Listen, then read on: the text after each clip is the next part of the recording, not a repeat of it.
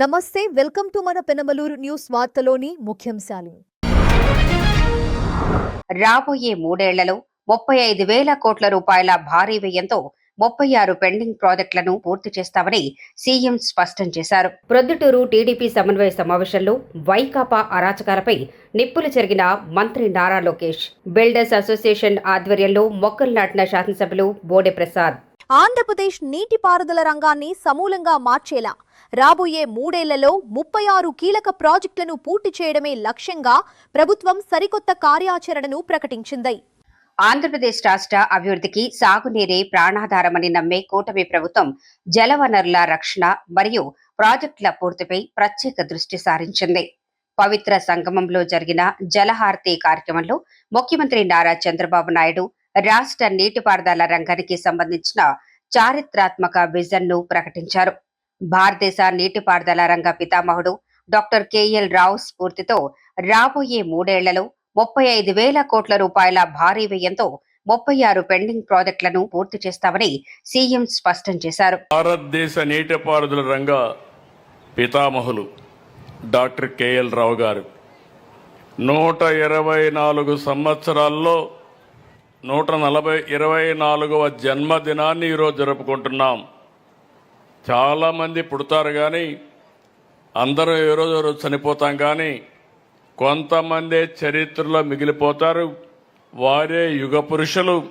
అలాంటి యుగ పురుషుడు ఒక చరిత్రకారుడు కేఎల్ రావు గారు అని చెప్పి మరొక్కసారి విజ్ఞప్తి చేస్తున్నా. ఈరోజు కేఎల్ రావు గారిని చూస్తే సాగునీటి సంఘానికి ఆయన చేసిన సేవలు ఎనలేనివి. అందుకే ఈ ప్రభుత్వం గుర్తించాం. భవిష్యత్తులో ఈ సంవత్సరం అంతా కూడా కేఎల్ రావు గారి యొక్క 125వ జయంతి ఉత్సవాలు జరుపుకోవాలని, ఆయన స్ఫూర్తి ప్రతి గ్రామానికి తీసుకెళ్లాలని సంకల్పించాం. ఇక్కడుండే ఇంజనీరింగ్ నిపుణులు కానీ, సాగునీటి సంఘంలో పనిచేసే రైతు సోదరి సోదరమణులు కానీ అందరూ కూడా దీనిపైన చర్చ చేయాల్సిన అవసరం ఉంది. చర్చ చేసి దీన్ని లాజికల్గా ముందు తీసుకుపోవాల్సిన అవసరం ఉంది. అదే సందర్భంలో పట్టిసీమ గోదావరి జలాలు కృష్ణమ్మ చెంతకు తెచ్చిన సందర్భంగా నిన్నే నీళ్లు రిలీజ్ చేస్తే ఈరోజు జలహారతి కార్యక్రమానికి కూడా శ్రీకారం చుట్టాం. ఇది నా మనసుకు దగ్గరుండే కార్యక్రమం. అలాంటి పవిత్రమైన కార్యక్రమాన్ని ఈరోజు మనం ప్రారంభించుకున్నాం. ఎక్కడ నీళ్లుంటే అక్కడ నాగరికత వస్తుంది, ఎక్కడ నీళ్లుంటే అక్కడ అభివృద్ధి అవుతుంది. అందుకే ఈ 2 జిల్లాలు, అటు ఉదయ గోదావరి జిల్లాలు కానీ, కృష్ణా గుంటూరు కానీ దేశానికి అన్నదాతగా తయారయ్యే పరిస్థితి వచ్చాయి. ఆంధ్రప్రదేశ్కి అన్నపూర్ణ అనే పేరు వచ్చిందంటే ఈ జిల్లాలే కారణమని మరొక్కసారి మీ అందరికీ విజ్ఞప్తి చేస్తున్నా. ఒక వ్యక్తి విజన్. ఇంకో పక్కన మీరు ఒకసారి ఆలోచిస్తే ఈరోజు ఇక్కడి నుంచే కేఎల్ రావు గారు కానీ ఆ రోజు నాగార్జున సాగర్కు రూపకల్పన చేయకపోయి ఉంటే, శ్రీశైలం కూడా రాకపోయి ఉంటే ఈరోజు రాయలసీమ ఆంధ్రప్రదేశ్ యొక్క పరిస్థితి ఒక్కసారి మనం ఊహించుకోవాల్సిన అవసరం ఉంది. ఈరోజు మీరు ఒక్క విషయం గుర్తుపెట్టుకోవాల్సింది, కేఎల్ రావు గారు 72లో ఆలోచించారు కృష్ణా గోదావరి లేకపోతే గోదావరి కావేరి కలపాలని. అదే నేను వాజ్పేయి గారు ప్రధానమంత్రిగా ఉన్నప్పుడు ఒక ప్రపోజల్ పెట్టాను. మనం రోడ్లు బాగా వేస్తున్నాం, ఎయిర్పోర్ట్లు బాగా కడుతున్నాం, టెక్నాలజీలో ముందుకు పోతున్నాం. అయితే ఈరోజు నదుల అనుసంధానంగా చేయగలిగితే భారతదేశానికి బ్రహ్మాండంగా అవకాశాలు ఉంటాయి. ఏ దేశం కూడా మనతో పోటీ పడలేదని ఆయనకి చెప్పి గంగా కావేరి అనుసంధానానికి ఒక టాస్క్ ఫోర్స్ కూడా వేశాం. మేము 2004లో ఓడిపోవడం, ఆ తర్వాత వచ్చిన కాంగ్రెస్ పార్టీ ఈ ప్రపోజల్ని ఆటకెక్కించే పరిస్థితికి వచ్చారు. మళ్ళీ 2014 నాకు చాలా ఇబ్బందులు ఉన్నాయి. ఆర్థికంగా వెసులుబాటు లేదు, నాకు ఆఫీసు కూడా లేదు. ఎస్సీ ఆఫీసు విజయవాడలో నా క్యాంప్ ఆఫీసు, బస్సే నా బస, అందులోనే పడుకునేవాడిని. అక్కడి నుంచి పనిచేశాం. కానీ పట్టుదలతో ఈ కృష్ణా డెల్టాకు న్యాయం జరగాలనే ఉద్దేశంతో సంవత్సరంలో పట్టిసీమ పూర్తి చేసి నీళ్లు తీసుకొచ్చి కృష్ణా డెల్టాను కాపాడిన ఘనత ఆ రోజు తెలుగుదేశం పార్టీ ఎన్డీఏ ప్రభుత్వం. 80 టీఎంసీ నీళ్లు, 13 లక్షల ఎకరాలు స్టెబిలైజేషన్. నా ఆలోచన ఒకటి, 5,30,00,000 మంది తెలుగువారు ఆంధ్రప్రదేశ్లో ఉన్నారు, తెలంగాణలో కూడా తెలుగువారు ఉన్నారు. నా మొదటి ప్రాధాన్యత, ఎందుకంటే ఇక్కడ ముఖ్యమంత్రిగా ఉండే బాధ్యత ఉంది. ఒకప్పుడు తెలంగాణ కూడా అభివృద్ధి చేశాం, అక్కడ చేసినా ఇక్కడ చేసినా తెలుగు జాతి కోసం పనిచేశా, దేశం కోసం పనిచేశాం తప్ప ఇంకోటి కాదని చెప్పి కూడా నేను మీకు తెలియజేస్తున్నా. ప్రధానమంత్రి గారు వికసిత్ భారత్, మా ఆలోచన స్వర్ణాంధ్రప్రదేశ్. 2047 ఇప్పుడుండే 3,26,000 రూపాయలు తలసరి ఆదాయం 55 లక్షలు కావాలి. దానికి నీటి ప్రాధాన్యత ఉంది. నీరుంటే ఇవన్నీ సాధ్యం. ఇటీవల పెట్టుబడులు మీరు చూస్తున్నారు, అన్నీ వస్తాయి. నేను పవిత్ర సంఘంలో పవిత్ర హారతి పెడితే హారతి కూడా తీసేశారు. ఇప్పుడే కృష్ణప్రసాద్ గారు, వసంత కృష్ణప్రసాద్ చెప్పారు, తప్పకుండా పవిత్ర హారతి ఇక్కడ జరుగుతుంది. అంతేకాదు ఈ పవిత్ర హారతికి రావడానికి ఈ రోడ్డు బ్రహ్మాండంగా ఉంటే ఆ రోడ్డు కూడా గోతులు పెట్టే పరిస్థితికి వచ్చారు. ఆ రోడ్డును కూడా బాగు చేసే బాధ్యత ఇమ్మీడియట్ గా తీసుకుంటామని వారికి హామీ ఇస్తున్నా. ఇదే కాదు, ఇక్కడుండే మున్సిపాలిటీ, ఇబ్రహీంపట్నం మున్సిపాలిటీ, కొండపల్లి, ఈ కొండపల్లిని కూడా అభివృద్ధి చేయాల్సిన బాధ్యత మన పైన ఉంది. దానికి ఏ విధంగా నిధులు కావాలని ఇచ్చి అన్ని విధాలా అభివృద్ధి చేస్తామని మీ అందరికీ తెలియజేస్తున్నా. ఇప్పుడు కొండపల్లికి అమరావతికి చాలా దగ్గరైపోయింది ఒక బ్రిడ్జ్, బైపాస్ రోడ్డు. ఈరోజు మీరు చూస్తే ఈ బైపాస్ రోడ్డు వల్ల ఏ విధంగా మార్పు వచ్చిందో మీరే చూశారు. ఒకప్పుడు నేను ఇక్కడికి రావాలంటే విజయవాడకు పోయి బ్యారేజ్ ఎక్కి మళ్ళా తిరిగి వెళ్లాల్సింది పోయి నేరుగా అమరావతికి వెళ్ళిపోయే పరిస్థితికి వచ్చాం. అది ఈరోజు తీసుకొచ్చే ఈ యొక్క రివర్ అంతా మీరు చూస్తే ఇలాంటి రివర్ ఎక్కడా ఉండదు. ఏ రాజధానికి కూడా కృష్ణా నది లాంటి నదులు ఎక్కడా లేవు. ఇప్పుడు గోదావరి కూడా కలిపిన తర్వాత ఇది పవిత్రత పెరిగింది. ఈ రెండు అయినాక నీటి సమస్య తగ్గింది. ఈ సంవత్సరం దేశమంతా వర్షాలు లేవు, చాలా ఇబ్బందుల్లో ఉన్నాం. గోదావరిలో కూడా నిన్న నేను పోయి వస్తే 70,000 క్యూసెక్స్ ఆఫ్ వాటర్ మ్యాక్సిమం లక్ష వచ్చింది. ఇప్పుడు 50,000 వస్తూ ఉంది. అందులో ఇక్కడికి 8,000 క్యూసెక్స్ ఆఫ్ వాటర్ ఇక్కడ తీసుకొస్తున్నాం. అక్కడ 15,000 క్యూసెక్స్ ఆఫ్ వాటర్ వాడుతున్నాం. ఇక్కడుండే రైతులందరినీ కోరుతున్నాం, పిలిపిస్తున్నా ఈ 2 జిల్లాల్లో మేము నీళ్లు ఇస్తున్నాం. కానీ నీరు అనేది చాలా ముఖ్యం, సద్వినియోగం చేసుకోండి. తక్కువ నీటితో ఎక్కువ పంట పండించే పరిస్థితి వస్తుందని చెప్పి కూడా నేను మీకు తెలియజేస్తున్నా. ప్రొద్దుటూరు టీడీపీ సమన్వయ సమావేశంలో పాల్గొని గత ప్రభుత్వ వైఫల్యాలపై నిప్పులు చెరిగిన మంత్రి నారా లోకేష్. ప్రొద్దుటూరు నియోజకవర్గ టీడీపీ సమన్వయ సమావేశానికి హాజరైన మంత్రి నారా లోకేష్ కు పార్టీ శ్రేణులు ఘన స్వాగతం పలికారు. ఈ సందర్భంగా ఆయన మాట్లాడుతూ కష్టకాలంలో కూడా పసుపు జెండాను మోసి పార్టీని కాపాడుకున్న కార్యకర్తల రుణం తీర్చుకోలేనిదని కొనియాడారు. వైకాపా హయాంలో రాయలసీమను తీవ్రంగా నిర్లక్ష్యం చేశారని, జగన్ పాలన సీమకు ఒక శాపంలా మారిందని విమర్శించారు. గతంలో బ్రాహ్మణి స్టీల్స్ పేరుతో భూములు దోచుకున్నారే తప్ప ఒక్క పరిశ్రమ కూడా తీసుకురాలేదని ఆరోపించారు. ప్రొద్దుటూరు అంటేనే చాలా పవర్ఫుల్. ఇక్కడ ప్రజలు ఎంత గట్టిగా ఉంటారో అంత గట్టిగానే మా పసుపు సైన్యం కూడా ఉంటుంది. సీతారాములు నివసించిన పవిత్రమైన భూమి మన ప్రొద్దుటూరు. కనికా పరమేశ్వరి ఆలయం, శోషంవల్లి దర్గా, ఆర్సీఎం చర్చ్ ఉన్న పుణ్యభూమి మన ప్రొద్దుటూరు. ప్రొద్దుటూరుని మినీ ముంబై అంటారు.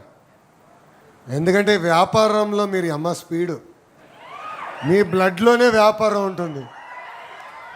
నేను అనేక సార్లు చెప్పా, రాష్ట్ర ఎన్నికలు మొత్తం ఫండింగ్ ఒక ప్రొద్దుటూరు నియోజకవర్గం చేయగలుగుతుంది అబ్బా. ఏకంగా బంగారం వ్యాపారంలో కూడా మీరు నంబర్ 1. ఏ వ్యాపారం మీరు వదిలిపెట్టరు, అనుకుంటే చేసి తీరుతారు. ఆ పట్టుదలనే ప్రొద్దుటూరుకి పునాది అని ఈ సభాముఖంగా చెప్తున్నా. ఇప్పుడు రాయలసీమని గోల్డ్ హబ్గా చంద్రబాబు నాయుడు గారు మార్చుతున్నారు. మనం చూసాం, జొన్నగిరి స్వర్ణగిరిగా మారింది. అక్కడ ఏకంగా ఈరోజు బంగారం తయారు చేసుకునే పరిస్థితి ఎన్డీఏ ప్రభుత్వానికి వచ్చింది. తెలుగుదేశం పార్టీ ఆవిర్భావం తర్వాత 4 సార్లు ప్రొద్దుటూరు నియోజకవర్గం గెలుస్తాం జరిగింది. ప్రతిపక్షంలో ఉన్నా అధికారంలో ఉన్నా ఎప్పుడూ ప్రొద్దుటూరుని అభివృద్ధి చేసిన వ్యక్తి మన నాయకుడు చంద్రబాబు నాయుడు గారు. ప్రొద్దుటూరుని ముందలు తీసుకెళ్ళాలి, అన్ని రంగాల అభివృద్ధి చేయాలి లక్ష్యంతో ఆనాడు మన అడుగులు వేస్తూ వెళ్ళాం. మీరందరూ ఒకటే గుర్తుపెట్టుకోవాలి, యువగలం పాదయాత్రలు నేను చెప్పా, రాయలసీమకి క్యాన్సర్ గడ్డ లాంటి వ్యక్తి జగన్మోహన్ రెడ్డి అని. 5 సంవత్సరాలు అధికారంలో ఉన్నాడే, కనీసం ఒక్క పరిశ్రమను తీసుకొచ్చాడా? ఒక్క పరిశ్రమ చేత ఎక్స్పాన్షన్ చేపించాడా అని అడుగుతున్నా. ఏమనంటే రాయలసీమ బిడ్డ అంటాడు. ఎంత అన్యాయం ఒక్కసారి ఆలోచించాను. ఆనాడు బ్రాహ్మణి స్టీల్ అనే ఒక కంపెనీ తీసుకొచ్చాడు. ఆ కంపెనీకి సుమారుగా 11,000 ఎకరాలు 18,000 రూపాయలకి ఇచ్చారు. ఇంకొక 3,000 ఎకరాలు 25,000 రూపాయలకి ఆ కంపెనీకి ఇచ్చారు. ఆనాడు మనందరికీ సినిమా చూపించారు. ఆ ఉక్కు ఫ్యాక్టరీ వల్ల 10,000 మందికి ఉద్యోగాలు, ఇండైరెక్ట్గా 1,00,000 మందికి ఉద్యోగాలు వస్తుందని. ఆ ఫ్యాక్టరీ వస్తుంది కనుక ఒబ్బలాపురం గన్లు కూడా ఇస్తున్నామని ఆనాడు చెప్పారు. గన్నులు దోక్కున్నారు. కంపెనీ పేరు కూడా రెడ్ గోల్డ్ అని పేరు పెట్టారు. డబ్బులంతా విదేశాలకు పంపించేశారు. ఏకంగా ఒక దొంగ పేపర్ ఉంది, పేపర్ పేరేంటి, దొంగ పేపర్ పేరేంటి, సాక్షిలో కూడా పెట్టుబడి పెట్టారు. అంటే ఎంత అన్యాయమో చూడండి. 14,000 ఎకరాలు ఇచ్చారు. ఒక్క పరిశ్రమను వచ్చిందా? ఒక్కరికైనా ఉద్యోగం వచ్చిందా? స్టీల్ బయటికి వచ్చిందా అని అడుగుతున్నాం. అదే మనం కష్టపడి ఈరోజు పరిశ్రమలు తీసుకొస్తే ఆ పార్టీలో ఒక జంపింగ్ జపాంగ్ ఉన్నాడు. ఎవడో మీకే బాగా తెలుసా బా, మన దగ్గర నుంచే పోయినాడు, అన్నీ అనుభవించి పోయినాడు జంపింగ్ జపాంగ్. అక్కడికి వెళ్ళి పెద్ద మాటలు మాడుతున్నాడు. అయా నువ్వు ఇన్ని మాటలు మాడుతున్నావే, మీ నాయకుడిని ముందల ప్రశ్నించు. 5 సంవత్సరాలు కడప జిల్లాకి పీకింది ఏంటని అడుగుతున్నా. చివరికి పులివెందల కూడా నీళ్ళిచ్చింది మన నాయకుడు చంద్రబాబు నాయుడు గారు. ఈరోజు మీరు అందరూ చూస్తున్నారు, 1వ తారీఖు నాడు పెన్షన్ ఇస్తున్నాం 4,000 రూపాయలు. భారతదేశంలో ఏ రాష్ట్రం కూడా 4,000 రూపాయలు పెన్షన్ ఇవ్వట్లేదు, మనం ఇస్తున్నాం. తల్లికి వందనం. ఆనాటి పాలకులు ఏం చెప్పారు, ఎంతమంది పిల్లలుంటే అంతమంది పిల్లలకి ఇస్తా అన్నారు, జంప్ దాని తర్వాత. అలాంటిది మనం అధికారంలోకి వచ్చిన తర్వాత ఇంట్లో ఎంతమంది పిల్లలున్నా అంతమంది పిల్లలకి ఇస్తా అని చెప్పాం. మొదటి సంవత్సరం వేసాం.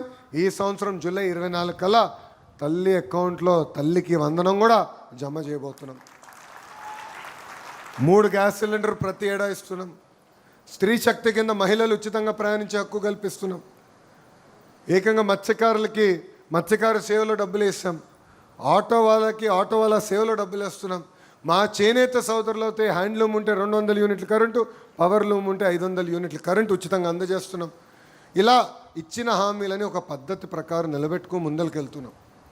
మీ అందరు చూశారు, ఆనాడు అన్న క్యాంటీన్లు అన్నీ మూసేస్తే ఆ అన్న క్యాంటీన్లు కూడా తిరిగి ప్రారంభించింది కూటమి ప్రభుత్వం. పచ్చదన పరిరక్షణే భవిష్యత్ తరాలకు అందించడం మన బాధ్యత. ప్రతి ఒక్కరూ ఒక మొక్క నాటాలని ఎమ్మెల్యే బోరే ప్రసాద్ అన్నారు. తాడిగడప మున్సిపాలిటీ కానూరులో బిల్డర్స్ అసోసియేషన్ ఆధ్వర్యంలో నిర్వహించిన కార్యక్రమంలో పోలీస్ స్టేషన్ సమీపంలో ప్రధాన రహదారి వెంబడి ఎమ్మెల్యే బోడే ప్రసాద్ మొక్కలు నాటారు. ఈ సందర్భంగా ఎమ్మెల్యే మాట్లాడుతూ పర్యావరణ పరిరక్షణ ప్రతి ఒక్కరి బాధ్యత అని అన్నారు. ఎక్కడ ఖాళీ స్థలం కనిపించినా ఒక మొక్కను నాటి దాన్ని సంరక్షించే బాధ్యతను కూడా ప్రతి ఒక్కరూ తీసుకోవాలని పిలుపునిచ్చారు. ఈ ఏడాది వాతావరణంలో వస్తున్న అసాధారణ మార్పులను మనమందరం చూస్తున్నామని, తీవ్రమైన ఎండలు, మారుతున్న ఋతు పరిస్థితులు ప్రకృతికి మనం చేసిన నష్టానికి సంకేతాలని పేర్కొన్నారు. చలికాలం, వేసవికాలం, వర్షాకాలం సహజ సమతుల్యతతో కొనసాగాలంటే అడవుల విస్తీర్ణం, పచ్చదనం పెరగటం ఎంతో అవసరమని అన్నారు. ఈరోజు క్రెడై నేషనల్ వారి పిలుపు మేరకు క్రెడై విజయవాడ చాప్టర్ వాళ్ళము ఈ ట్రీ ప్లాంటేషన్ కార్యక్రమం చేపట్టడం జరిగింది కానూరు ఏరియాలో. ఇది క్రెడై నేషనల్ ఆబ్జెక్టివ్ ఏంటంటే దేశం మొత్తం మీద కనీసం 5 కోట్ల మొక్కలన్నా ఒక సంవత్సరంలో నాటాలనే ఆబ్జెక్టివ్ తోటి ఈరోజు గ్రీన్ డే అని ఒక పిలుపునిచ్చి 15వ తారీఖు గ్రీన్ డే అని చెప్పి ఒక పిలుపునిచ్చి ఈ కార్యక్రమం రాష్ట్రం అంతటా చేయడం జరుగుతుంది. రాష్ట్రం అంతటా కూడా 1,00,000 మొక్కల పైనే మేము నాటే కార్యక్రమంలో ఉన్నాము. సో ఈ సందర్భంగా మాతో సహకరించిన ఎమ్మెల్యే గోడే ప్రసాద్ గారికి కృతజ్ఞతలు తెలుపుతూ సెలవు.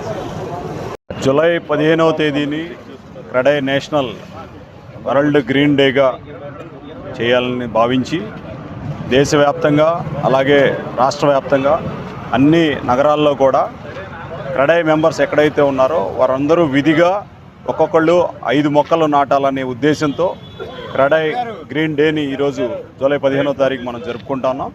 ఆ సందర్భంగా క్రెడై విజయవాడ చాప్టర్ తరఫున విజయవాడ ఈస్ట్ కాన్స్టిట్యున్సీ మరియు అలాగే మన పెనమలూరు కాన్స్టిట్యున్సీలో మనం ఈ మొక్కలు నాటే కార్యక్రమం చేపట్టాం.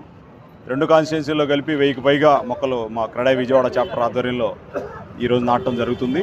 ఈ కార్యక్రమానికి మాకు అతిథిగా ఇచ్చేసినందుకు గోడే ప్రసాద్ గారికి ప్రత్యేకంగా ధన్యవాదాలు తెలియజేసుకుంటున్నాం. ప్రతి ఒక్కరూ కూడా ఎలా అయితే క్రెడై మెంబర్స్గా మేము చేస్తూ ఉన్నామో ప్రతి ఒక్కళ్ళు విధిగా చేస్తూ పర్యావరణాన్ని కాపాడవలసిందిగా అందరినీ రిక్వెస్ట్ చేస్తాం. Thank you very much. Neppalli గ్రామ అభివృద్ధికి రోడ్లు, డ్రైనేజీ పనులకు శంకుస్థాపన చేసిన ఎమ్మెల్యే బోడి ప్రసాద్. కంకిపాడు మండలం నెప్పలి గ్రామంలో దీర్ఘకాలంగా పెండింగ్ లో ఉన్న పడమర హరిజనవాడ డ్రైనేజీ సమస్యకు శాశ్వత పరిష్కారం లభించనుంది. వర్షం పడితే ఇళ్లన్నీ మునిగిపోయేలా ఉన్న ఈ ప్రాంతంలో నూతన డ్రైనేజీ వ్యవస్థ నిర్మాణ పనులకు గురువారం ఎమ్మెల్యే బోడి ప్రసాద్ శంకుస్థాపన చేశారు. అనంతరం గ్రామంలో పర్యటించి సమస్యలు అడిగి తెలుసుకున్నారు.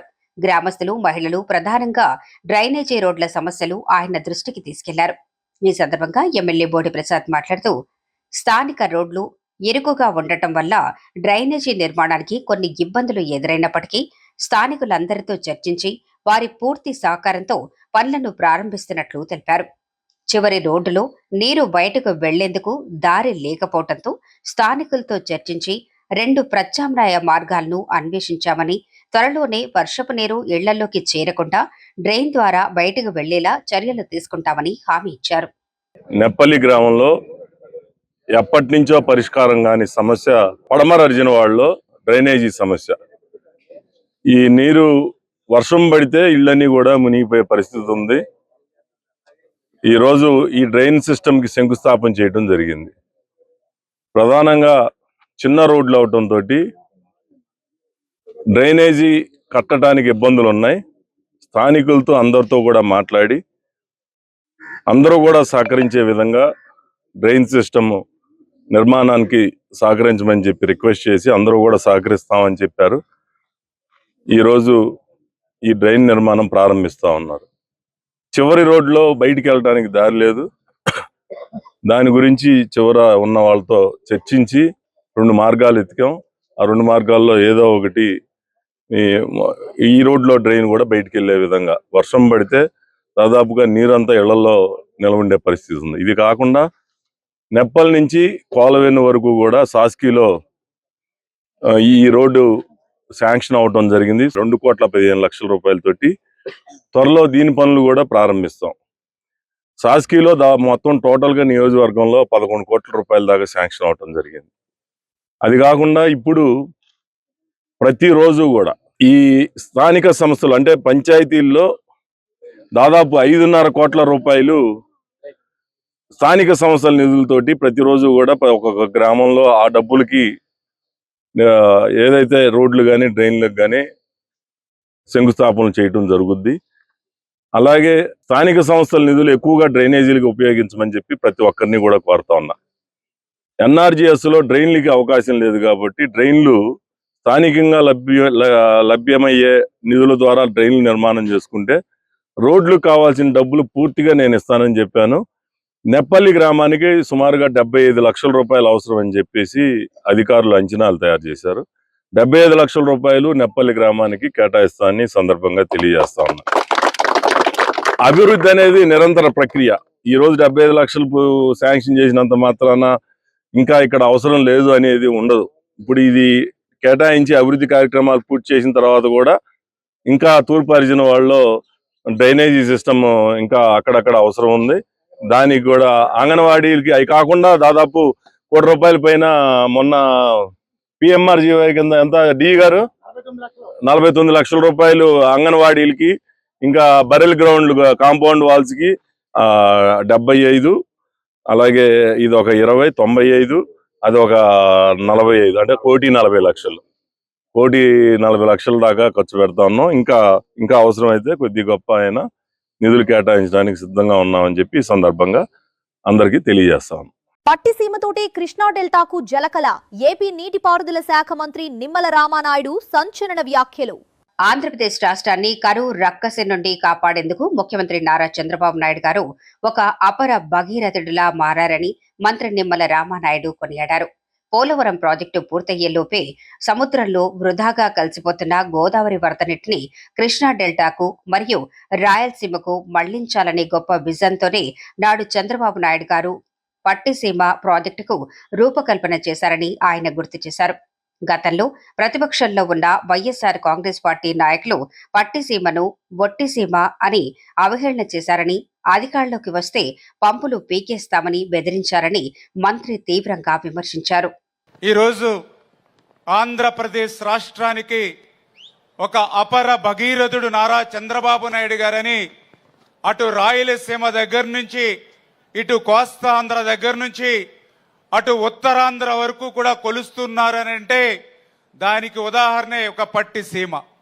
ఎందుకు ఈ మాట చెప్తూ ఉన్నామని అంటే ఈవేళ కోట్లాది క్యూసెక్కుల వరద నీరు బంగాళాఖాతంలో గోదావరి నుండి కలిసిపోతుంది ఒక పక్క.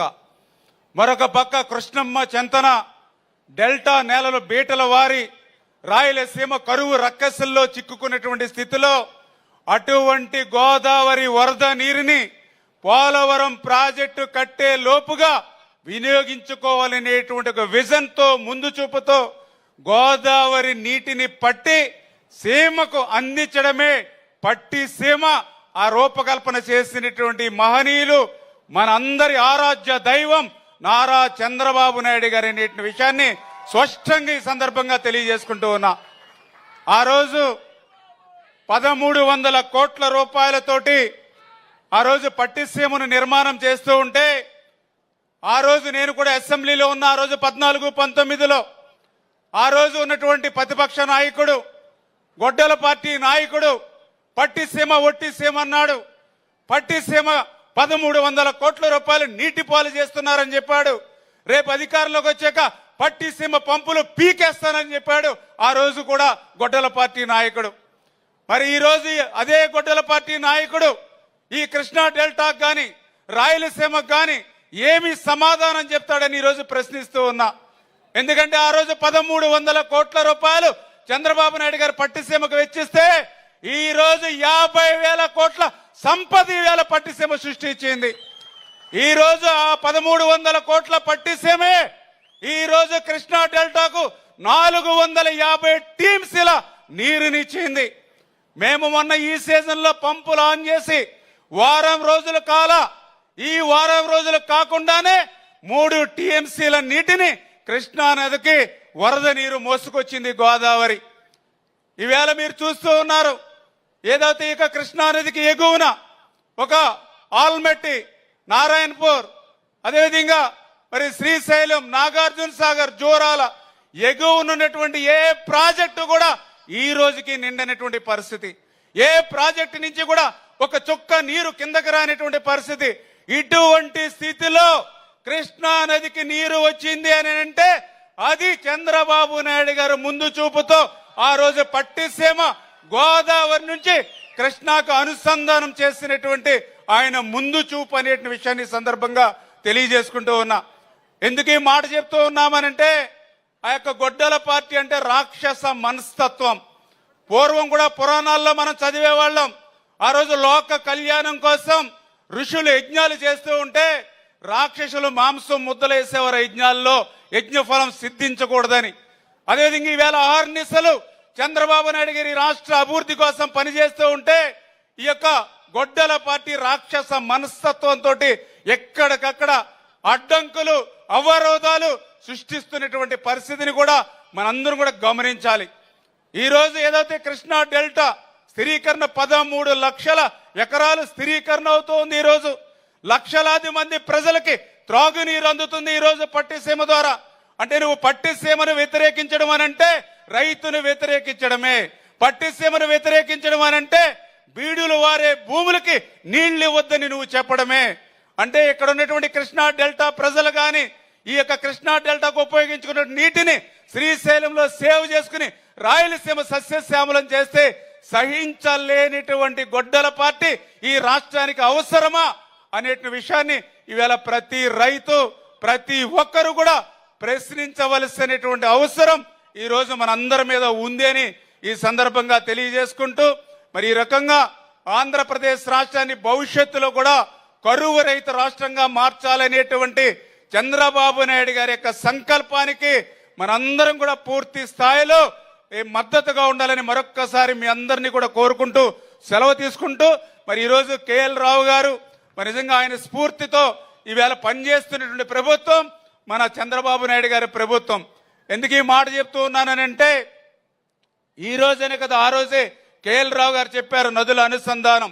ఏదైతే Ganga, Yamuna, Mahanadi, Godavari, Krishna, Kaveri garlanding of reverse ఈ యొక్క భారతదేశాన్ని కరువు రక్కస్ నుంచి కాపాడుతుందని, దాన్ని ఆ రోజు వాజ్పేయి గారు, నేడు నరేంద్ర మోడీ గారు, మరి ఈ రోజు మన చంద్రబాబు నాయుడు గారు ఆ యొక్క కేఎల్ రావు గారి యొక్క స్ఫూర్తితో ఆయన ఆశయ సాధన కోసం ఈ రోజు ఆంధ్రప్రదేశ్ రాష్ట్రంలో పనిచేస్తున్నటువంటి మరి చంద్రబాబు నాయుడు గారి విషయాన్ని కూడా ఈ సందర్భంగా తెలియజేసుకుంటూ ఈ అవకాశం ఇచ్చిన పెద్దలకు ధన్యవాదాలు తెలియజేసుకుంటున్నాం. Thank you. సైబర్ మోసాలపై అవగాహన కల్పించిన coastal bank branch manager N Nagasivakrishna. Vuyyuru మండలం బుయ్యూరు పట్టణంలో కోస్టల్ బ్యాంక్ బుయ్యూరు బ్రాంచ్ ఆధ్వర్యంలో ఫైనాన్షియల్ లిటరసీ ఫోర్ట్ నైట్ కార్యక్రమాన్ని ఘనంగా నిర్వహించారు. ఈ కార్యక్రమంలో పాల్గొన్న బ్యాంక్ మేనేజర్ ఎన్ నాగశివకృష్ణ మాట్లాడుతూ ఖాతాదారులు, మహిళలు, రైతులు మరియు స్థానిక ప్రజలకు ఆర్థిక అక్షరాస్యత, డిజిటల్ బ్యాంకింగ్, యూపీఐ లావాదేవీలు, సైబర్ మోసాల నివారణపై అవగాహన కల్పించారు. కార్పొరేట్ సోషల్ రెస్పాన్సిబిలిటీ కార్యక్రమంలో భాగంగా మొక్కలను పంపిణీ చేసి పర్యావరణ పరిరక్షణపై సందేశం ఇచ్చారు. ఈ కార్యక్రమంలో బ్యాంకు సిబ్బంది మరియు పలువురు ఖాతాదారులు, స్థానిక ప్రజలు పాల్గొన్నారు. ఆక్వా రంగంపై అసత్య ప్రచారాలు తిప్పికొట్టిన ప్రభుత్వం, గణాంకాలతో సహా వాస్తవాలు వివరించిన మంత్రి అచ్చెన్నాయుడు. పెన్మలూరు మండలం గంగూరులోని మత్స్యశాఖ కమిషనర్ కార్యాలయంలో రాష్ట్ర వ్యవసాయ మత్స్యశాఖ మంత్రి కె అచ్చెన్నాయుడు, రాష్ట్ర ఆక్వా కల్చర్ డెవలప్మెంట్ అథారిటీ కో వైస్ చైర్మన్ ఆనం వెంకటరమణారెడ్డిలు మీడియా ప్రతినిధులు సమావేశంలో మాట్లాడారు. ఈ సందర్భంగా మంత్రి మాట్లాడుతూ గత ప్రభుత్వ హయాంలో ఆక్వా మరియు అనుబంధ రంగాల ద్వారా కేవలం 41.75 లక్షల కోట్ల జీవీఏ ఆదాయం వస్తే ప్రస్తుత కూటమి ప్రభుత్వం అధికారంలోకి వచ్చిన కేవలం 2 ఏళ్లలోనే దానిని 63.65 లక్షల కోట్లకు పెంచిందన్నారు. గత ప్రభుత్వ కాలంలో గత ముఖ్యమంత్రి అప్సాడా చట్టం తెచ్చారని, తానే చైర్మన్ గా ఉన్నారని గొప్పలు చెప్పుకున్నారని, కానీ ఆయన హయాంలో ఒక్కటంటే ఒక్కరోజు కూడా అప్సాడా ఫుల్ బాడీ సమావేశం కూడా నిర్వహించలేదన్నారు. ఈ రాష్ట్రంలో గొడ్డల పార్టీ అనునిత్యం పచ్చి అబద్ధాలు చెప్తూ ప్రజలకి మోసం చేస్తున్నటువంటి సందర్భంలో వాస్తవాలు ప్రజలకి తెలియచేయవలసినటువంటి అవసరం ఉంది. అందులో భాగంగా ఈరోజు ఈ పాత్రికేయుల సమావేశాన్ని ఏర్పాటు చేశామని చెప్పి తెలియజేస్తున్నాను. ఆక్వా రంగం పైన ఇష్టం వచ్చినట్టుగా సంబంధం లేని విషయాలు ఆయన్ని ఊహించుకొని ఆయన చేసినటువంటి అరాచకాలు, ఆయన చేసినటువంటి అవినీతిని ఈరోజు ప్రభుత్వం పైన, ముఖ్యమంత్రి పైన చెప్పడానికి ప్రయత్నం చేశాడు. నేను విమర్శించదలుచుకోలేదు, వాస్తవాలు ప్రజల ముందున పెట్టాలని చెప్పే నా ప్రయత్నం. ఆంధ్రప్రదేశ్ రాష్ట్రంలో ఆక్వా రంగం అనేది చాలా ప్రధానమైనటువంటి రంగం. ఈరోజు గొడ్డలపాటి అధ్యక్షుడు 4-5 విషయాలు మాట్లాడాడు. చంద్రబాబు నాయుడు గారు అధికారంలోకి వస్తే సిండికేట్ వ్యవస్థకి పండగంట. దోపిడీకి, సిండికేట్కి, అవినీతికి కేర్ ఆఫ్ అడ్రస్ ఎవరైనా ఉన్నారంటే అది గొడ్డలపాటి అధ్యక్షుడని చెప్పి నేను చెప్పడం కాదు, నిద్రలో ఎవడికి లేపి అడిగినా సరే ఆయన పేరు చెప్తారు. 2019-24 మొత్తం వ్యవస్థలన్నీ నీ గుప్పిట్లో పెట్టుకున్నావు. ఈ రాష్ట్రంలో ఆదాయం వస్తున్నటువంటి అన్ని రంగాలని సింగిల్ హ్యాండ్లో నీ దగ్గరికి తీసుకొచ్చి నువ్వు చేసినటువంటి అవినీతి ఇంత అంతా కాదు. ఈ 2 సంవత్సరాల్లో నువ్వు చేసిన అవినీతి అన్నీ బయటపడుతుంటే ప్రతి ఒక్కరూ ముక్కు మీద వేలు వేసుకొని చూసినటువంటి సందర్భం. నువ్వు అధికారంలో ఉండేటప్పుడు 41.75 లక్షల కోట్లు జీవీఏ రూపంలో ప్రభుత్వానికి ఆదాయం వచ్చేది. మేము వచ్చిన తర్వాత ఈ 2 సంవత్సరాల్లో 41,75,000 కోట్ల రూపాయల నుంచి 63.65 లక్షల కోట్లని తీసుకొచ్చామంటే ఈ రంగం అభివృద్ధికి ఇంతకంటే సూచిక ఇంకొకటి లేదు అని చెప్పి తెలియజేస్తున్నాను. అదేవిధంగా గ్రోత్ 2014లో అధికారంలోకి వచ్చాం. మొత్తం వ్యవస్థలన్నీ లేవు, రాజధాని లేదు, చాలా ఇబ్బందుల్లో ఉన్నాం. కానీ ఈ రంగానికి చంద్రబాబు నాయుడు గారు అత్యంత ప్రాధాన్యత ఇచ్చి 2014 నుంచి 19 వరకు సంవత్సరానికి పెంచుతూ 15.74% గ్రోత్తో మీకు అధికారాన్ని ఇచ్చాం. మేము 5 సంవత్సరాల్లో 6% నుంచి 15%కి పెంచినప్పుడు నీ ప్రభుత్వ హయాంలో 15% నుంచి 23%కి వెళ్ళాలి. ఎక్కడైనా సంవత్సరానికి గ్రోత్ పెరగాలి. కానీ మేము 15.7%కి ఇస్తే 1% తగ్గించి నువ్వు మళ్ళీ మాకు అధికారాన్ని ఇచ్చావు. మళ్ళీ 2 సంవత్సరాల్లో ఈ రంగం మీద ప్రత్యేకమైనటువంటి దృష్టి పెట్టి ప్రతి సంవత్సరం ఈ రంగాన్ని ముందుకు తీసుకువెళ్ళాలని ఒక టార్గెట్ ఇచ్చి ఈ రంగంలో 19% గ్రోత్కి తీసుకెళ్లిన విషయాన్ని నేను సగౌరవంగా ప్రజానీకానికి తెలియజేశాను. రెండవది ఫీడు. ఇదే ప్రధానమైనటువంటిది. ఏం మాట్లాడుతున్నాడు తెలుసుకొని మాట్లాడాలి. నేను అధికారంలో ఉన్నప్పుడు అప్సడా అని ఒక చట్టం తెచ్చాను. ఆ చట్టంలో నేనే చైర్మను. ప్రతి నెల మీటింగులు పెట్టేవాడిను. ధరలు ఎప్పుడూ పెరగకుండా నియంత్రించేవాడినని పచ్చి అబద్ధాలు మాట్లాడాడు. చట్టం తేవడం ముఖ్యం కాదు. ఎవడైనా చట్టం తెస్తాడు. తెచ్చిన చట్టాన్ని అమలు చేయడమే ప్రధానమైనటువంటి ఉద్దేశం. నేను ఛాలెంజ్ చేస్తున్నా, నువ్వు చట్టం తెచ్చావు, ఒక్క రోజైనా సరే నువ్వు అధ్యక్షుడిగా సమావేశం పెట్టావని చెప్పి నేను అడుగుతున్నాను. నువ్వు కాదు, నీ కింద ఉన్నటువంటి కో చైర్మన్ కానీ ఆ రోజు ఉన్నటువంటి ఆఫీసర్లు కానీ ఒక్కటంటే ఒక్క బాడీ సమావేశం పెట్టలేదు. సిగ్గు లేదు. నువ్వు చట్టం తెచ్చిన తర్వాత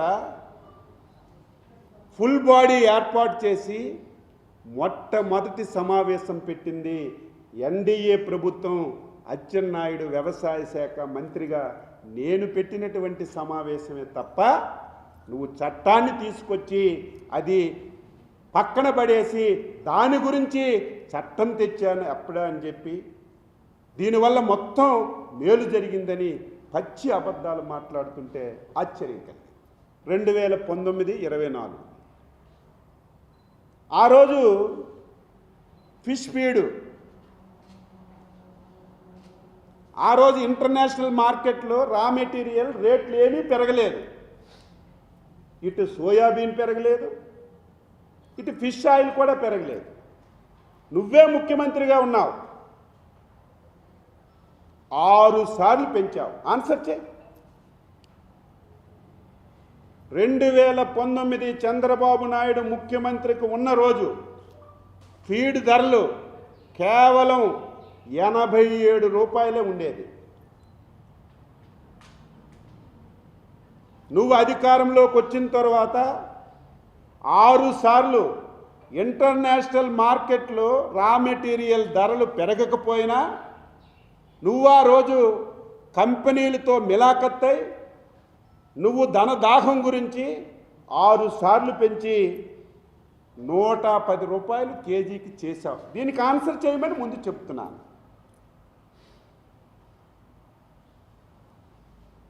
మేము అధికారంలోకి వచ్చాం, వెంటనే 6 రూపాయలు ఈ కేజీ మీద తగ్గించాం. ఈ రకంగా ప్రజలకి తప్పుదావ పట్టిస్తున్నాడు. వాస్తవాలు ఆక్వా రంగంలో ఉన్న రైతులు ఇప్పటికే తెలుసు. ఈరోజు మీటింగ్ కూడా చూస్తే 200 సారా ప్యాకెట్లు ఇచ్చి ఆక్వా రంగానికి సంబంధం లేని వాళ్ళకి తీసుకెళ్ళి మీటింగ్ చెప్తే నీకు ఆ నిమిషానికి తృప్తి పడతావేమో తప్ప నిజమైనటువంటి ఈ రంగంలో ఉన్న వాళ్ళకి ఈ ప్రభుత్వం ఎంత కష్టపడుతుంది, ఇబ్బందులు ఉన్నాయి, ఆర్థికంగా చాలా సమస్యలు ఉన్నాయి.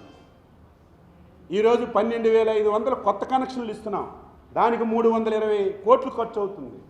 డబ్బులు లేవు, అయినా సరే ఈ రంగాన్ని అభివృద్ధి చేయాలని మనం మాట ఇచ్చాం. ఆక్వా నాన్ ఆక్వా రంగాలని అందరికీ ఇద్దామని ఆ జీవో కూడా ఇచ్చి ముందుకెళ్తుంటే ఈరోజు నువ్వు అభినందించవలసింది పోయి మాట్లాడితే విమర్శలు, మాట్లాడితే కులం. నీ కొత్తగా మేము అనుకోవాల్సిన అవసరం లేదు. నువ్వు రోడ్డు యాక్సిడెంట్నే కులాన్ని ఆపాదించావు, అలాంటిది ప్రతిదానికి కులాన్ని ఆపాదిస్తావు. నీ నైజం అది. గడువు పొడిగింపును బిఎల్ఏలు సద్వినియోగపరచుకోవాలని మార్కెట్ యార్డ్ చైర్మన్ అన్నే ధనయ్య అన్నారు.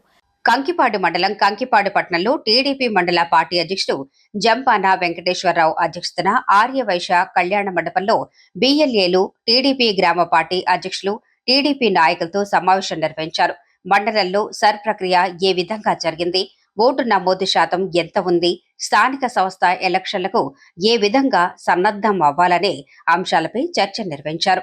ఈ సందర్భంగా మార్కెట్ యార్డ్ చైర్మన్ ధనయ్య మాట్లాడుతూ మండలంలో తెలుగుదేశం పార్టీ బలోపేతానికి నాయకులు, కార్యకర్తలు కృషి చేయాలన్నారు. వచ్చే స్థానిక సంస్థల ఎన్నికల్లో ప్రణాళికాబద్ధంగా పనిచేసి తెలుగుదేశం పార్టీ జెండాని ఎగరవేయాలని పిలుపునిచ్చారు. ఇప్పటికీ మండలంలో 88% ఓటు నమోదు పూర్తి చేశాం. గడువు పెరగటంతో మిగతా 12% కూడా పూర్తి చేయాలని బిఎల్ఏలకు సూచించారు. ఈ కార్యక్రమంలో తెలుగుదేశం పార్టీ నాయకులు, కార్యకర్తలు తదితరులు పాల్గొన్నారు.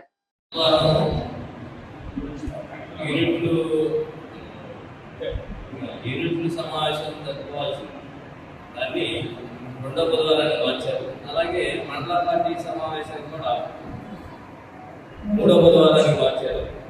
ఈ నెల మాత్రమే అలా జరిగింది. ఈ కార్యక్రమంలో ముఖ్యంగా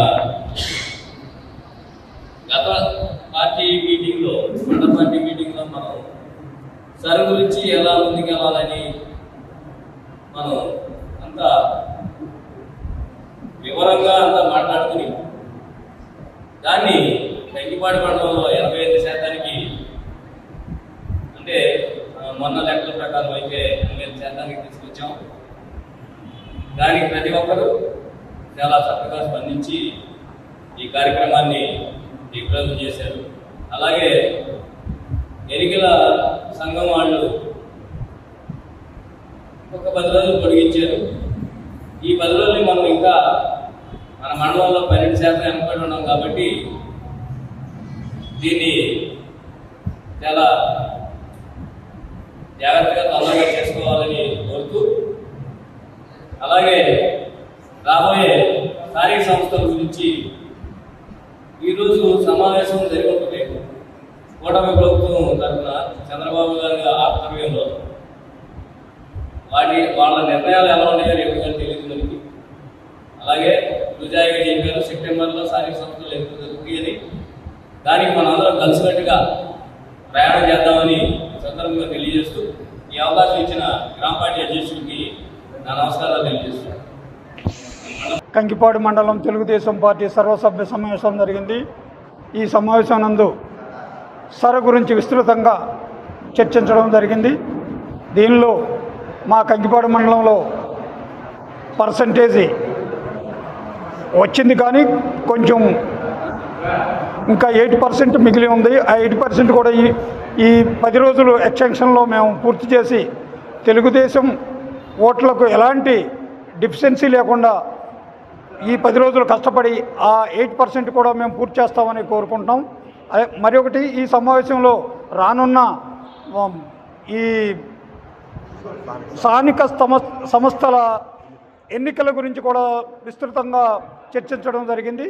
దానిలో భాగంగా అందరూ మా గ్రామ అధ్యక్షులు వారి అభిప్రాయాలని ప్రకటించడం జరిగింది. అది మినిట్స్ బుక్లో నోట్ చేయడం జరిగింది. మా అధిష్టానానికి ఆ రిపోర్ట్ని మేము అందజేసే క్రమంలోనే మేము అన్ని ఏర్పాట్లు చేశాము. అదే క్రమంలో ఈ మన కంకిపాడు మండలంలో తెలుగుదేశం పార్టీ బలోపేతానికి మేము అందరం కృషి చేస్తామని, మేము అందరం సాయశక్తిలో పనిచేస్తామని ఈ సభాముఖంగా కోరుకుంటూ, ఈరోజు క్లస్టర్లతో పాటు మండల పార్టీ సమావేశానికి హాజరవడం జరిగింది. ఈ సమావేశంలో మాకు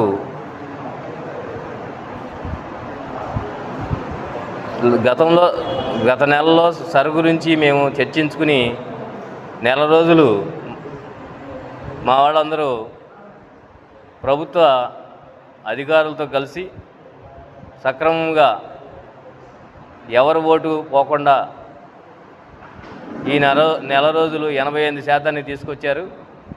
అలాగే చాలా చోట్ల కొంచెం వెనకబడి ఉంది కాబట్టి ఎన్నికల సంఘం వారు ఇంకొక 10 రోజులు అవకాశం ఇచ్చారు.